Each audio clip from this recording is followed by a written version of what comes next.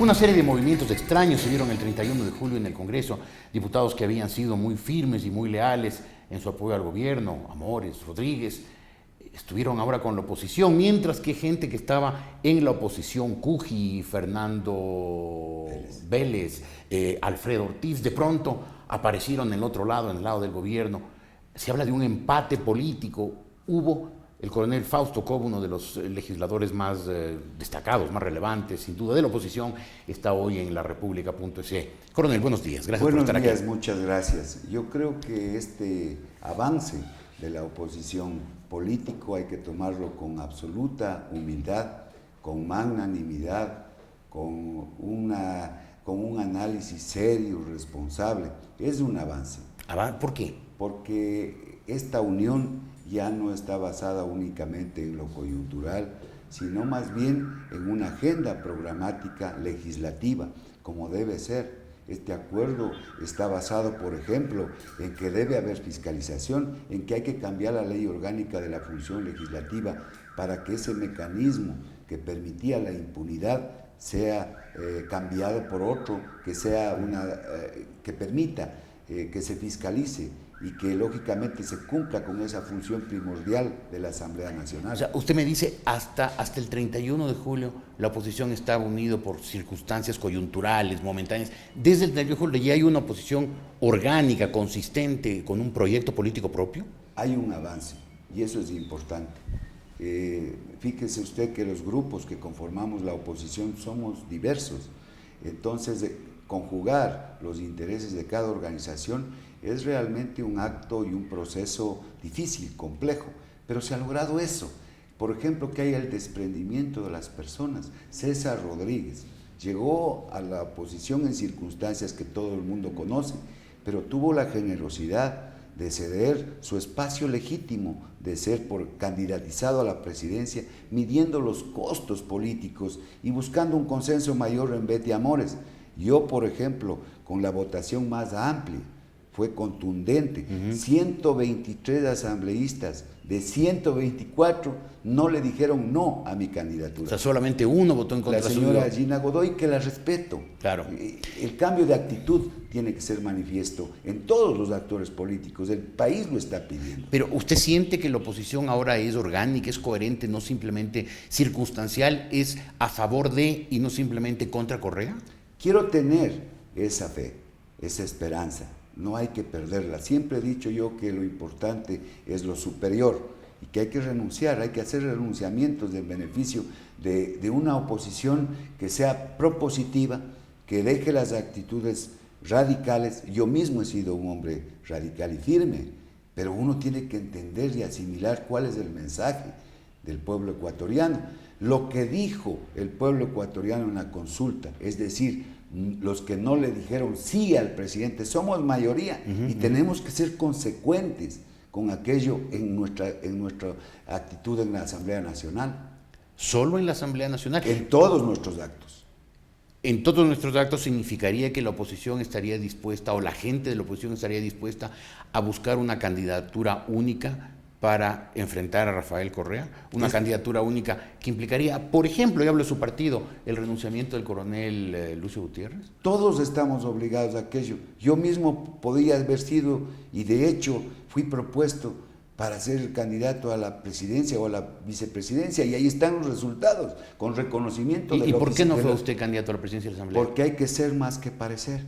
Y entonces, buscando el efecto político, no solamente electoral, creo que uno de los aciertos fue nombrar a la señora Betty Amores. Primero, es una mujer. Segundo, es una persona con una hoja de vida limpia. Yo no comparto muchas cosas con ella políticamente, pero hay que reconocer que fue valiente al enfrentar al gobierno, siendo ella parte del origen del proceso, ¿no? Pero vuelvo al tema. Esta unidad que ha logrado la oposición en el Congreso, ¿podrá, no le pregunto si ya ocurrió, pero podrá trasladarse a una unidad en las elecciones próximas? Es el inicio y ojalá eso se fortalezca. Todos tenemos... Si usted no descarta, a lo mejor sí lo logran. Pero ojalá, ese es el propósito. Pero por ejemplo el coronel Gutiérrez, que es hombre cercano a usted, son amigos, entiendo que fueron compañeros de armas. ¿ha hablado de la posibilidad de él declinar sus aspiraciones si es que eso ayuda a una unidad de la oposición? El país está primero. ¿Y el coronel Gutiérrez lo sabe? Creo que todos los ciudadanos debemos saberlo. ¿Lo sabrá Álvaro Noboa, por ejemplo? Mire, yo creo que todos tienen que asimilar eso. Por beneficio, hay que ser generosos, todos, todos. Puede ser el propio Lucio Gutiérrez el candidato a la presidencia si él logra conjugar alrededor de él a todas las fuerzas políticas. Ahora, ¿usted cree que con lo ocurrido en la Asamblea, este empate de fuerzas, este fracaso del gobierno en imponer sus candidatos, se podrá detener el afán del gobierno por imponer una ley mordaza? Mire, el presidente de la República está, desde mi punto de vista, contra la pared, porque lo que está sucediendo le impide también a él un espacio de maniobra. Le quedan dos posibilidades. La una es insistir en la amenaza, en la intimidación, en la descalificación de los opositores o de los que piensan diferente, y la otra es reflexionar, que es lo que le están pidiendo la oposición. Le estamos pidiendo que cambiemos de actitud. Y no solo la oposición, por ejemplo, los periodistas que no somos de la oposición, pues somos críticos porque eso es nuestro papel y nuestra obligación. El contrapeso le pedimos también que reflexione, que pare de tanto insulto y que busque la unidad y no fomente la división. Ha habido actos importantes ahora, malos también en este proceso, lamentablemente, como siempre, nosotros somos el reflejo de lo que es la sociedad ecuatoriana. Hay ciudadanos buenos y ciudadanos malos, y de ahí salen los políticos del Ecuador, no salen de Alemania o de Inglaterra. Esa es nuestra realidad. Si usted califica de generosidad lo que hizo Betty Amores o lo que hizo Rodríguez, ¿cómo califica lo que hizo Alfredo Ortiz, Fernando Vélez y Cuji? A ver, los hechos políticos siempre pasan factura, a favor o en contra. No somos un chip microscópico para meternos en lo que piensa cada una de las personas. Tienen que responderle al país, a la opinión pública, y más cerca que tarde se pagan los errores políticos. Yo no voy a echar este momento tierra sobre esas actitudes, porque justamente estamos pidiendo un cambio de nuestros actos.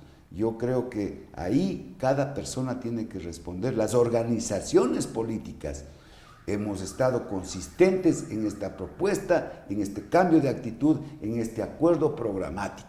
Cada una de las personas, por debilidad o por cualquier otra cosa, tienen que responder a la rendición de cuentas frente al pueblo. Una pregunta final, coronel Cobo. ¿Usted siente que lo que ocurrió el 31 de julio empezó una nueva era en la Asamblea Nacional? Desde luego que sí, las cosas han cambiado, y fíjese usted que es el reflejo desde las líneas exteriores, como se llama estratégicamente, hacia la Asamblea, de lo que sucedió en la consulta popular.